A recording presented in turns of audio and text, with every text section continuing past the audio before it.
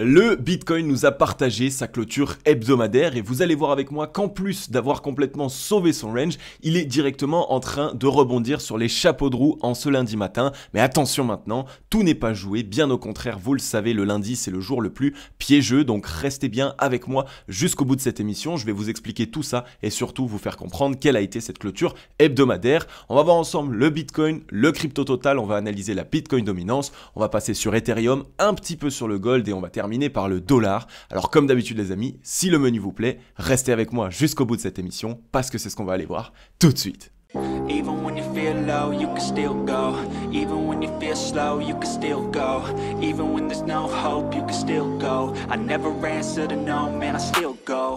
Go, go, go, go, go, go, go, go, go, go, go, go, yo, go, go, go. Hello à toute la team Logique, ravi de vous retrouver dans cette nouvelle analyse du marché crypto-monnaie. On est aujourd'hui le lundi 15 mai 2023 et il est actuellement 8h39 à l'heure à laquelle je tourne cette émission. Alors comme vous l'avez entendu, on est lundi et qui dit lundi dit émission weekly. Donc ça y est, le Bitcoin ainsi que le marché crypto-monnaie nous ont partagé leur fameuse clôture hebdomadaire. C'est des clôtures qui vont nous permettre à nous de comprendre qu'est-ce qu'il pourrait se passer dans le futur pour les semaines et même peut-être mois à venir. Donc vraiment c'est une émission extrêmement importante. Restez avec moi jusqu'au bout de cette émission, vous allez potentiellement avoir des informations qui vont vous aider sur vos propres stratégies d'investissement. Donc si ça vous fait kiffer, si le menu vous plaît, n'hésitez pas à laisser votre meilleur like et votre meilleur commentaire en introduction d'émission et on va pouvoir directement démarrer. Alors on est ici comme d'habitude sur une petite revue de marché global. On voit un Bitcoin qui ce matin est plutôt agité, une belle petite poussée haussière avec 2,3% de hausse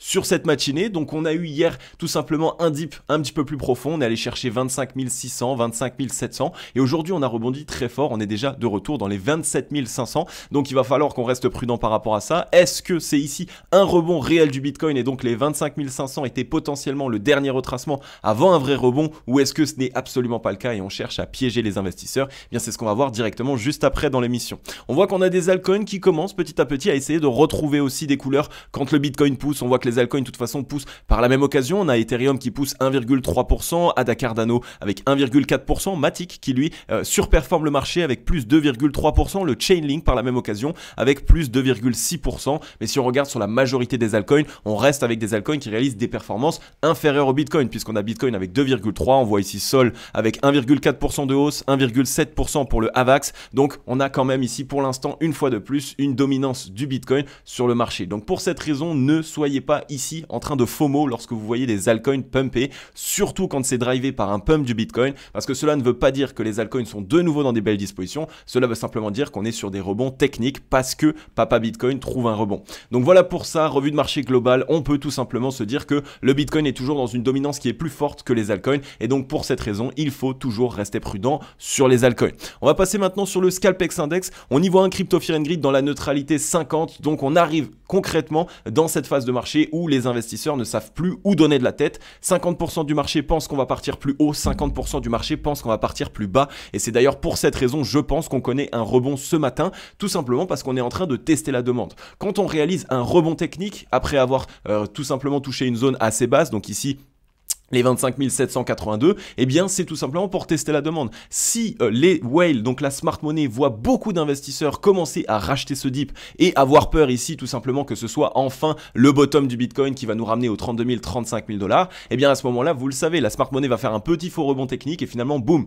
on va dumper, on va repartir bien plus bas pour récupérer toutes ces liquidités. Par contre, à l'inverse, si ce rebond technique n'est pas acheté, s'il n'y a pas de FOMO, qu'il n'y a pas beaucoup de personnes qui sont en train de se dire « Ah mais vite, vite, vite, il faut racheter du Bitcoin », alors ça pourrait être ici un rebond contre toute attente directement permettant au Bitcoin de reprendre sa tendance haussière. Donc c'est vraiment pour cette raison que cette émission est extrêmement importante. Restez bien avec moi jusqu'au bout de l'émission, je vais vous partager tout ça. On a un social index sur Up, un market order flow en recherche d'achat ce matin. Alors tout simplement, comme vous le voyez en 4 heures, qu'est-ce qu'on avait? Eh bien on était rentré dans un triangle de compression, donc on a commencé ici à comprimer comme vous le voyez. cassure baissière et ce matin on est tout simplement en train de connaître un beau petit rebond puisque comme vous voyez ici on a eu une mèche sur ce week-end, donc dimanche au 25 807 $ qui a immédiatement été racheté, donc absorbé par la smart money potentiellement, puisque quand on voit des mèches rachetées à ce point là c'est souvent de la smart money tout simplement. Et là actuellement et bien sur ce rebond là, donc on voit un petit W qui s'est mis en place, on est en train de retester tout simplement ici la trend, donc on a cassé à la baisse, on était dans ce triangle de compression, on l'a cassé à la baisse, on est en train de le retester actuellement en tant que résistance. Donc c'est bien ici et maintenant même que nous sommes en train de retester la demande. Si on voit une réintégration de cette zone puis un pullback et là à ce moment là on part à la hausse, alors là c'est un très bon signal bullish pour le Bitcoin et donc potentiellement on pourrait reconnaître ici tout simplement un nouveau plus haut ou alors au moins une chasse aux liquidités longues qui repasserait au-delà des 30 000 $. Donc on ferait quelque chose comme ça. Là à ce moment là on serait de nouveau au-dessus des précédents sommets. Mais si on fait ça, eh bien ça signerait concrètement un retour tout simplement de la tendance haussière. Pourquoi? Eh bien simplement parce que ici, on aurait une réintégration du range, un beau petit W qui se mettrait en place, mais surtout, on aurait tous les acheteurs qu'on avait eu sur ce top ici, les acheteurs qu'on avait eu sur ce top ici, qu'on a coincé, puisque là, on est beaucoup plus bas, donc tous les acheteurs de top, tous les acheteurs des 30 000 $ sont actuellement coincés. Ils sont en perte et potentiellement ne sont pas encore sortis de leur position parce qu'on n'est pas encore allé toucher un point de capitulation extrême. Donc, si on revient au-delà des 30 000, le Bitcoin potentiellement va reprendre une tendance haussière et donc à ce moment-là, ça va invalider notre scénario. Par contre, à l'inverse, si ici, on n'arrive pas à réintégrer et qu'on bute tout simplement sur cette zone et qu'ensuite on se fait rejeter, alors là, on pourra se dire que ça a été un fake out de lundi matin. Vous le savez, le lundi matin, généralement, le tout premier mouvement, c'est un mouvement assez brutal, que ça soit à la hausse ou à la baisse, mais la majeure partie du temps, c'est surtout un mouvement qui est piégeux. C'est un mouvement qui ne nous donne pas réellement la vraie direction. C'est tout simplement pour venir, en fait, rentrer dans le cerveau des investisseurs en se disant, ok, le lundi, c'est la journée où on se lève, on regarde nos graphiques, si on voit du vert, on va se dire que toute la semaine va être dans le vert. Et donc une fois de plus, il faut appliquer la psychologie inversée, c'est toujours extrêmement important. Donc tout ça pour dire qu'on est venu casser à la baisse ici un triangle de compression et attention, c'était un triangle de compression ici assez important. Donc si on reprend le report tout simplement de l'ouverture sur la zone de cassure, il devrait nous ramener donc l'objectif aux 23 997 $, donc quasiment les 24 000 $. Donc l'objectif n'a toujours pas été atteint. C'est potentiellement pour cette raison que je pense qu'on est ici sur un petit faux rebond de lundi matin et que une fois de plus, on va se faire rejeter pour aller chercher plus bas. On aurait tout simplement permis à beaucoup d'acheteurs de rentrer dans cette zone. On repart plus bas et donc on piège encore des acheteurs ici entre les 27 000 et les 26 000 et donc ça fera beaucoup d'acheteurs piégés. On aura tous les acheteurs des 30 000 et plus qui seront piégés et ensuite les 26 000 et les 25 000. Donc ça va vraiment montrer ici qu'on aura beaucoup d'acheteurs piégés, donc là ce sera le mouvement bien plus bas. Donc on est concrètement là tout de suite maintenant en train de retester la demande et de faire un vrai retest de la demande ultime. Donc soyez prudents, surveillez bien en 4 heures qu'on n'arrive pas à réintégrer ce triangle de compression et qu'on continue bien la correction. Sinon, comme je vous l'ai dit, le scénario baissier sera plutôt invalidé et potentiellement que le Bitcoin trouvera une certaine reprise haussière. Donc prudence par rapport à ça, tout n'est pas encore joué. Comme vous le savez, le lundi matin, on est souvent sur des mouvements qui sont assez pièges. Maintenant, on passe directement sur les liquidations. Je voulais vous montrer quelque chose d'assez important.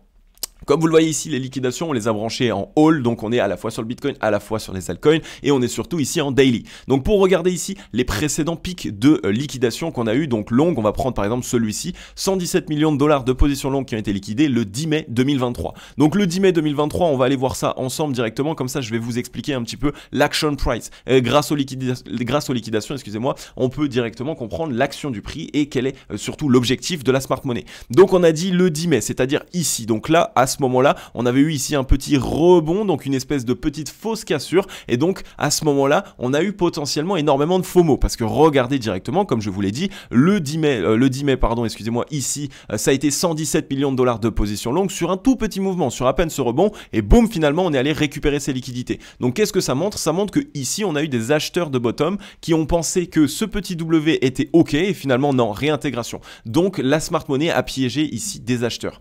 Ensuite, si on va un petit peu plus loin, on a eu ici le 8 mai 197 millions, donc presque 200 millions de dollars de position longue liquidées sur le 8 mai 2023. On va aller voir directement ensemble, le 8 mai, on était ici très exactement. Donc le 8 mai, on a eu beaucoup d'acheteurs de dip. Ils ont voulu ici racheter le dip en voyant un W, et donc c'est là où on est venu directement les piéger et récupérer toute leur liquidité. Ensuite, si on va voir un petit peu plus tard, on était tout simplement le 26 avril sur 189 millions de dollars de positions longues qui ont été liquidées. Donc le 26 avril, c'était exactement ici. Une fois de plus, on voit qu'il y a eu potentiellement beaucoup de personnes qui ont essayé de racheter ce dip à ce niveau-là. Donc au moment où on a eu un rachat de la mèche, il y a eu beaucoup de personnes qui sont rentrées en position et finalement, boum, on est revenu les chercher, puisque le lendemain même, on est revenu chercher ici 129 millions de dollars de liquidation short, puis 61 millions de dollars de liquidation short. Donc ça montre qu'en fait, actuellement, toutes les longues qu'on liquide, donc les liquidations longues qui sont réalisées, c'est sur des acheteurs de bottom. Des personnes qui ont voulu racheter ici, des personnes qui ont voulu racheter ici,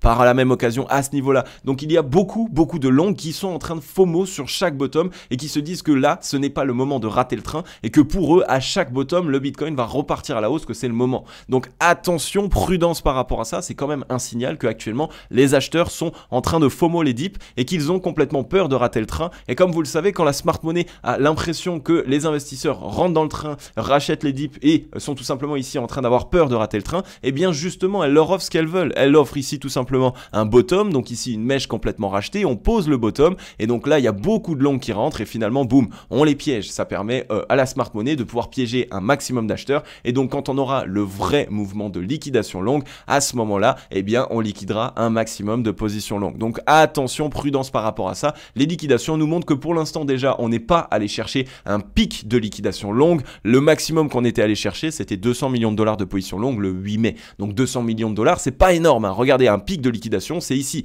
250 millions de dollars de positions short qui ont été liquidées. On va chercher ici pareil, plusieurs jours d'affilée. Donc là ici 3 jours d'affilée de 200 millions. Donc ça fait quasiment 600 millions de dollars de positions short. Donc en fait, tout simplement, un pic de liquidation, généralement, c'est au-delà de 500 millions de dollars de positions longues qui sont liquidées. Et après, généralement, quand on veut vraiment taper sur un côté du marché, donc les longues ou les shorts, alors on va s'attaquer généralement à plus d'1 milliard de dollars de liquidation. Donc prudence par rapport à ça. Pour l'instant, le vrai mouvement de liquidation longue, on n'a pas encore eu. Et en plus de ça, on voit que les longues sont en train de FOMO sur tous les dips. Donc c'est quand même plutôt un mauvais signal. Je pense que la smart money est en train d'essayer de piéger un maximum d'acheteurs. Maintenant, on est sur le Bitcoin en weekly. Donc on a eu la clôture weekly qui nous a été partagée. On va l'analyser ensemble. Donc ici même, le chandelier japonais que vous voyez à ce niveau-là, on a trouvé une clôture réelle au 26 913 $ et on a eu le plus bas de la session de la semaine qui était au 25 826 $. Donc une mèche qui a été quand même plutôt rachetée ici. Donc on voit très nettement que soit de la smart money a racheté cette zone parce qu'il ne nous voyait pas partir plus bas, soit tout simplement qu'on a eu beaucoup d'acheteurs de dip ici, donc racheteurs de mèche tout simplement, puisque cette mèche est passée, comme vous le voyez, sous les précédentes liquidités. Donc on est bien venu réaliser le premier objectif qui était de chasser les liquidités de ce triangle de compression qu'on a réintégré. Donc là, attention quand même, il faut comprendre que en weekly, le premier objectif a été atteint, ça a été les liquidations, tout simplement de toutes les personnes qui ont pu se positionner ici. Maintenant, attention, les acheteurs qui sont piégés entre les 30 000 et ici les 31 000 $ n'ont pas été liquidés, puisqu'on parle ici d'une correction, on va dire, donc depuis les 30 000 à peu près en termes de prix médian. Donc depuis sur la mèche, on a eu 12% de correction. Donc 12% de correction, ça veut dire qu'on a liquidé tous les effets de levier jusqu'à x10 et plus. Mais tout ce qui était x7, x8, x5, x3, eh bien pour l'instant, on ne les a pas liquidés chez les longs. Donc attention, il est vrai que certains mouvements pour nettoyer le marché, eh bien ça peut être tout simplement juste des liquidations de tout ce qui est x10 et plus, et qu'on n'aille pas liquider le reste. Ça, c'est tout à fait faisable, donc c'est un petit peu sur ça aussi qu'il faut qu'on reste prudent. Maintenant, on a aussi eu un signal bullish assez fort, c'est que on a sauvé le range. Et ça, c'est quand même un signal assez fort, c'est qu'on fait une fausse sortie, on rachète la mèche et on sauve le range. Donc on est revenu chercher tout simplement une clôture aux alentours de la zone de support, donc ici sur les 26 591. Donc attention par rapport à ça, il va falloir qu'on reste prudent. Cette semaine ici est décisive. Si on arrive à sauver et à donc garder une clôture weekly maintenant au-dessus du range, alors ça veut potentiellement dire que cette zone de support a été défendue et qu'elle continuera d'être défendue, puisque ça va être maintenant une zone de support pour par la suite nous relancer. Donc il va vraiment falloir qu'on reste prudent par rapport à ça. On reste actuellement dans le range, donc il y a toujours des possibilités de trouver un rebond, revenir chercher la borne haute et finalement partir plus bas. Ça, c'est tout à fait faisable. Comme je vous l'ai déjà expliqué,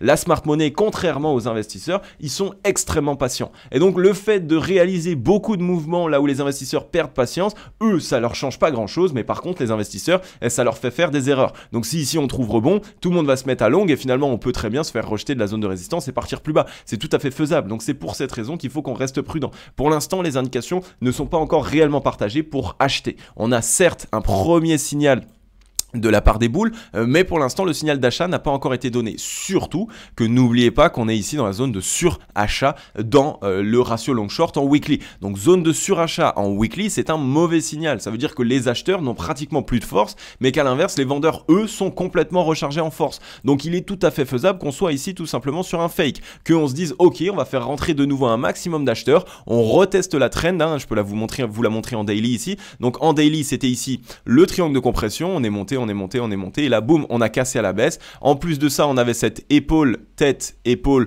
qu'on a aussi cassé à la baisse. On est en train tout simplement de la throwback. Throwback, ça veut dire quoi? Ça veut dire qu'on casse à la baisse une zone de résistance, on vient la retester en tant que résistance et si on n'arrive pas à la réintégrer, ben à ce moment-là, c'est la continuation de la baisse. Donc ça crée en plus de ça un fake out puisque beaucoup de personnes pensent qu'on va réintégrer cette zone. Donc attention par rapport à ça, prudence. Je pense concrètement qu'on est ici sur un lundi matin avec un piège comme d'habitude où on essaye de montrer aux investisseurs que le marché va repartir à la hausse alors que finalement non, ça a été simplement une mèche et finalement on repart plus bas. Donc attention par rapport à ça, du coup de toute façon on est dans tous les cas en zone de surachat, donc actuellement dans ce range, eh bien on n'a pas la force acheteuse nécessaire en weekly pour regagner le range et repartir au-delà de ce range. Donc attention, tout n'est pas encore joué. Maintenant si on regarde sur le MACD, on voit que le momentum est bien en train de se déverser actuellement pour les vendeurs, mais surtout que attention, hein, ici petit à petit les vendeurs commencent là aussi à s'essouffler. On est dans ce M qui est très joli, on a bien validé avec la cassure de la ligne de coup. Donc la première chose qu'on veut en weekly, ça va être un retest de la zone de neutralité. Et à ce moment-là, il faudra qu'on voit. Si on franchit la zone de neutralité à la baisse, à ce moment-là, c'est un signal évidemment qu'on va avoir un mouvement baissier bien plus important et on l'aura directement. Par contre, à l'inverse, si on revient dessus et qu'on voit qu'on arrive à le sauver, alors à ce moment-là, ça va être un signal ici que les acheteurs sont en train d'essayer de conserver le momentum et donc à ce moment-là, on sera simplement sur un petit retracement. Donc tout simplement que notre objectif se pourrait d'être au 0,382 sur la zone des 24-25 000 et donc là qu'on arrive par la suite à essayer de relancer ce mouvement. C'est tout à fait faisable. Actuellement, je nous vois concrètement être dans ces petits fakes, on piège les acheteurs, on va chercher un peu plus loin pour les liquider, mais dès qu'on aura atteint ce petit pic de liquidation longue, alors à ce moment-là, concrètement, je nous vois nous relancer assez rapidement. Je vous ai déjà expliqué qu'on a ici un beau W qui est en train de se mettre en place et c'est pour cette raison qu'on attend la deuxième jambe baissière. On a eu une jambe baissière, un rebond, deuxième jambe baissière et là à ce moment-là on aurait le beau W qui pourrait se mettre en place. Donc c'est bien pour cette raison qu'il faut qu'on reste prudent. Le point d'entrée pourrait arriver d'ici peu, mais je ne pense pas que nous sommes actuellement sur le point d'entrée sur le Bitcoin. Maintenant on va pouvoir passer ensemble sur le crypto total. Donc sur le crypto total, je vous l'ai déjà montré en weekly, on a une épaule tête épaule qui s'est mise en place. Je vais simplement vous supprimer ça. Donc l'épaule tête épaule qui s'est validée, clôture weekly sous la fameuse trend qui nous maintenait à la hausse. Donc pareil, un peu de triangle de compression, cassure baissière, donc très mauvais signal. Peut-être que si le crypto total aujourd'hui le veut, il peut trouver son rebond, revenir chercher les 1143 milliards pour tester la trend de baissière et par la suite se faire rejeter. Mais dans tous les cas, il reste dépendant du Bitcoin. Donc si le Bitcoin corrige, donc c'était un fake haussier ce matin et qu'il corrige tout de suite, les altcoins vont prendre une claque. Sinon à l'inverse, eh bien il va falloir attendre un petit retest et par la suite se faire rejeter. Mais on reste dans une disposition baissière. On a eu une très moche fausse cassure du range, réintégration. On a cassé à la baisse ici cette trend que je peux vous montrer en daily pour que vous compreniez un petit peu mieux. C'est comme sur le Bitcoin, hein. On a cette épaule tête épaule, la trend qu'on a cassé à la baisse, on l'avait déjà retesté ici avec une mèche, donc de toute façon on est toujours dans un signal qui actuellement au court et moyen terme n'est pas extrêmement bon sur le crypto total. On voit que là pareil, on était en zone de surachat, donc les acheteurs n'ont presque plus de force, donc dans tous les cas, dans un premier temps, il nous faut revenir sur la zone de neutralité pour récupérer de la force acheteuse,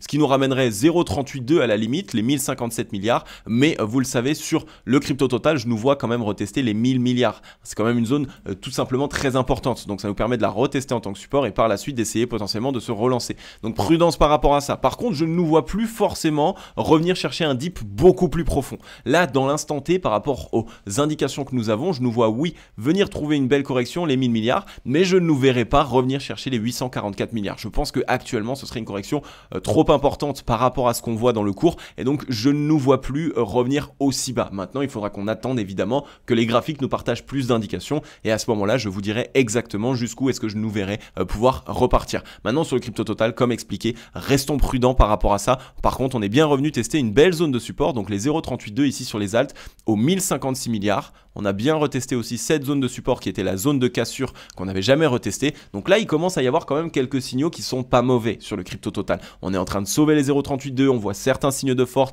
on a retesté une zone de support. Donc je nous verrai peut-être même consolider un petit peu là-dessus. Mais il est vrai que actuellement, le crypto total nous montre une belle petite force tout simplement sur cette première zone d'arrêt. Et vous le savez, hein, la première zone d'arrêt, c'est la zone qui, si elle est défendue, ça montre potentiellement que ici, on a eu la demande qui a été testée et qui a été tout simplement gagnée par les acheteurs. On va passer maintenant sur la Bitcoin dominance. La Bitcoin dominance, est bien écoutée en weekly pour l'instant, pas de forte indication. C'est toujours la même chose, on est toujours ici sous la borne basse du range. Donc on est ici dans ce très gros range comme vous le voyez. On est en train tout simplement de consolider en dessous de cette zone. On est dans un petit triangle de compression ici, hein, donc on tient la trend, on est revenu la tester à plusieurs reprises. Donc on voit que là, on n'est pas loin non plus en daily de pouvoir trouver potentiellement une certaine cassure. On a bien décéléré sur le ratio long short, on est sous la zone de neutralité. Pareil sur le RSI. Ici, comme on le voit, on était bien repassé sous les 50, on est actuellement en train de les retester. Donc actuellement, on est en train de consolider, mais ça permet concrètement aux acheteurs de récupérer de la force. Donc il est vrai que sur cette consolidation, ça permet aux altcoins de trouver certaines performances, mais de mon côté, comme vous le voyez ici, on tient toujours la trend, on est toujours en train d'avoir ici de la force acheteuse qui se récupère. Donc attention à cette cassure de la Bitcoin dominance qui pourrait concrètement affaiblir encore une fois les altcoins. Comme je vous l'ai expliqué tout à l'heure, on a assisté à certains rebonds des altcoins, tout le monde peut-être va essayer de se mettre à FOMO, mais si on a vraiment ici la Bitcoin dominance qui recasse les 48,64%, à ce moment-là, c'est le Bitcoin qui va récupérer toutes les liquidités et donc les altcoins qui risquent une fois de plus d'en pâtir assez profondément. Donc surveillez bien tout ça ici, la Bitcoin dominance qui est dans une belle disposition et qui est même potentiellement pas très loin d'essayer de casser son fameux range dans lequel on est depuis plus de 1 an et demi. Maintenant, on est sur Ether, donc sur Ether, comme vous le voyez ici, c'est un signal toujours bearish par contre sur la clôture weekly de Ether, puisqu'on a eu ici ce très gros M, donc on le voit, un top, deux tops, on a bien cassé la ligne de coup, hein, en weekly, on a clôturé sous les 1811 puisqu'on a clôturé ici au 1799, donc on est ici tout simplement sur un retest de la ligne de coup. Donc on revient tester la ligne de coup et ça vous le savez généralement c'est un fake, c'est ici tout simplement un throwback, on teste en tant que résistance et ensuite on se fait rejeter et on pourrait voir du coup Ethereum revenir chercher son objectif ici du M. Je vous l'ai déjà expliqué, un M ici c'est objectif dans un premier temps, on a les 1683, on peut avoir les 1607 aussi puisqu'on a pas mal de liquidités et sinon eh bien on aurait tout simplement le bottom précédent, les 1359 afin évidemment de revenir tout simplement chercher la trend qui nous maintenait à la hausse, donc la trend du triangle de compression. Donc que vous voyez ici, on pourrait faire ça et par la suite essayer de se relancer. Donc attention sur Ethereum, ce n'est pas bull actuellement, on est juste sur un retest de la ligne de coup. On est toujours ici sur un très gros M, on a surtout essoufflé les acheteurs, on le voit avec ces deux énormes mèches là qui montrent que la smart money ont concrètement revendu leurs Ethers et qu'il y a eu une vraie pression vendeuse sur cet actif, surtout sur la zone des 2000$. Donc beaucoup d'exits qui ont été faits sur les 2000$. Là encore, c'est un signal qui est plutôt bearish sur cet actif. Là aussi, ratio long short dans la zone de surachat, pratiquement plus de force. Il va nous falloir revenir sur la zone de neutralité dans tous les cas sur Ethereum. On va aller voir sur le RSI. Sur le RSI, on n'est même pas encore revenu tester les 50. Donc même si on fait ça, dans tous les cas, on a une grande probabilité de venir chercher la suivante. Donc ça veut dire quoi? Ça veut tout simplement dire la deuxième jambe baissière du M-top. Donc là encore, prudence par rapport à ça. Ether n'est toujours pas dans une belle disposition. On est monté en plus de ça de manière très rapide. Donc on essayait juste de faire des petits mouvements comme ça. Mais on voit qu'on n'a pas eu concrètement un très beau W qui s'est mis en place. Donc là encore, prudence. Ethereum n'est toujours pas dans une très belle disposition. On va aller voir maintenant rapidement sur le gold. Ici encore une clôture weekly qui a été directement défendue par les vendeurs. On est une fois de plus dans une triple mèche sur cette zone de résistance. Une fois, hein, comme je vous l'avais déjà montré, on avait eu ici un premier top rejeté, deuxième top rejeté. On est actuellement sur le troisième top. Regardez toutes les mèches. Actuellement, ça a concrètement essoufflé les acheteurs puisqu'on est sur trois tops de divergence sous les 70 de RSI, donc en zone de surachat. Sur le ratio long short weekly, c'est la même chose. On est en pleine zone de surachat. Donc on se prend un triple top avec 3 mèches qui ont essayé de pousser concrètement au-dessus des 2000 et qui se sont fait rejeter. Donc ça, c'est un très mauvais signal. Le gold concrètement ici devrait connaître un petit retracement étant donné qu'on a essoufflé un maximum d'acheteurs. Donc là pareil, sur le gold, soyez extrêmement prudent puisque le fait de voir 3 tops sur le gold en zone de surachat avec les acheteurs qui n'ont presque plus de force, les vendeurs qui se montrent concrètement aux alentours de sa zone de résistance, c'est un signal qui nous montre que potentiellement vraiment le gold risque de connaître une correction. Et comme vous le savez, si le gold corrige, ça nous envoie un premier signal aussi pour nous dire que le Bitcoin pourrait vraiment continuer sa correction. Parce qu'en ce moment, les valeurs refuges sont bien corrélées. Donc généralement, c'est vraiment une différence entre valeurs refuges et monnaie fiat. Quand on a des monnaies fiat qui se remettent dans des belles dispositions, les valeurs refuges, elles en pâtissent un maximum. On parle ici du gold, on parle ici de l'immobilier, on parle ici du pétrole, on parle évidemment aussi ici du Bitcoin et du marché crypto. Là où à l'inverse, quand on a ici les monnaies fiat qui se cassent la gueule, à ce moment-là, c'est vraiment les valeurs refuges qui ont une force bien plus importante. Mais là, ce n'est pas le cas. On a une potentielle reprise du dollar, on a un gold qui affaiblit, on a un Bitcoin qui s'affaiblit, on a pas mal de signaux actuellement qui montrent que les valeurs refuges sont peut-être sur un certain top local. Une fois de plus, c'est local. Un certain retracement pourrait nous permettre par la suite de trouver rebond sur le gold et de revenir s'attaquer à cette zone de résistance. Mais dans un instant T, je ne pense pas que ce soit le cas. Et là encore, on peut appliquer la psychologie inversée. La majeure partie des investisseurs, entre guillemets, ou même ne serait-ce que des épargnants, comme vous et moi, sont en train d'essayer de se retourner vers le gold. J'en entends énormément parler. Beaucoup de gens qui disent « Ah tiens, j'ai investi dans le gold en ce moment. Ah, j'ai échangé tout simplement mon fiat contre du gold un petit peu. Ah tiens, ça va me permettre peut-être tout simplement de me défendre contre l'inflation. » Donc la plupart des personnes qui ne connaissent pas forcément beaucoup à l'investissement se tournent vers des valeurs qui sont pour elles des valeurs qui sont censées être refuges et qui ne peuvent pas baisser entre guillemets pour elles. Donc le gold, l'immobilier par exemple. Mais on voit très peu de personnes qui ici tout simplement se remettent vers des monnaies fiat, qui essayent de faire un peu du trading, on va dire, de monnaie fiat, donc du forex, en achetant du franc suisse, en achetant du dollar parce qu'il a connu une grosse correction, etc., etc. Donc attention ici, appliquer la psychologie inversée peut nous montrer un beau signal de top local sur les valeurs refuges. Maintenant, on peut aller sur le dollar et là, regardez la clôture weekly du dollar. Dites-moi que ça, c'est pas une clôture weekly bullish. Par rapport à toutes les clôtures weekly que je vous ai montré tout à l'heure et je vous ai peut-être essayé de trouver certains signaux boules en vous disant, ok, on a eu ici quand même une belle ravalante, même si tout n'est pas encore joué, mais là, on a un vrai signal haussier. Regardez-moi cette clôture weekly du dollar. On est venu au plus bas de la session au 101,058 et on a trouvé une clôture au 102,71 points. Aucune mèche revendue, donc vraiment une dominance concrète de la part des acheteurs. On a ravalé ici un mois de baisse. Donc ici, entre ce chandelier, ici le premier, le deuxième, le troisième, le quatrième, on a ravalé ici quasiment un mois, même peut-être plus, un mois et une semaine de baisse avec un seul chandelier japonais acheteur. Donc attention sur le gold, sur le dollar, excusez-moi, on est vraiment sur une très très belle reprise. En plus de ça, on a ici une très belle divergence entre ce bottom ici et ce bottom ici, donc entre celui-ci et celui-ci. Ici, on fait des plus bas de plus en plus bas, donc sur le cours, là où sur le MACD, on est sur des plus hauts de plus en plus hauts. Donc divergence haussière, on est en train de s'attaquer à la zone de neutralité. Si on la regagne sur cette semaine, ça risque d'être ici vraiment un dollar qui reprend pas mal de force. On a eu ici aucune mèche, donc dans tous les cas, il y a forte probabilité que ce chandelier japonais ici vienne à minima chercher un petit peu plus haut, et je dirais ici les 103,26 points. Donc vraiment surveillez tout ça.